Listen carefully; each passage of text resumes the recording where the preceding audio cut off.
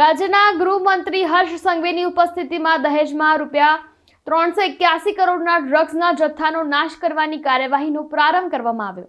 મુખ્યમંત્રી ભૂપેન્દ્ર પટેલના નશામુક્ત ગુજરાત સંકલ્પને વધુ દ્રઢ બનાવવાના ભાગરૂપે રાજ્યના ગૃહ રાજ્યમંત્રી હર્ષ સંઘવીએ ભરૂચ જિલ્લાના દહેજ ખાતે આવેલ બેલ કંપનીની ખાતે એક મોટા ડ્રગ્સ નાબૂદી કાર્યક્રમમાં ઉપસ્થિત રહ્યા, જેમાં ગુજરાત પોલીસ દ્વારા જુદા જુદા 442 ગુનાઓમાં જપ્ત કરાયેલા ₹381 કરોડથી વધુની કિંમતના 8000 કિલોગ્રામથી વધુના નાર્કોટિક્સના જથ્થાનો નાશ કરવામાં આવશે।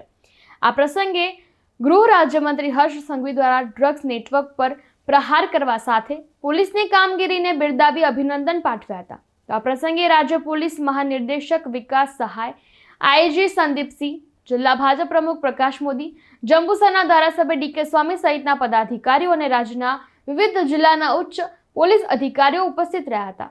જીતુ રાણા સાથે ચક્રવાત ન્યૂઝ, ભરૂચ।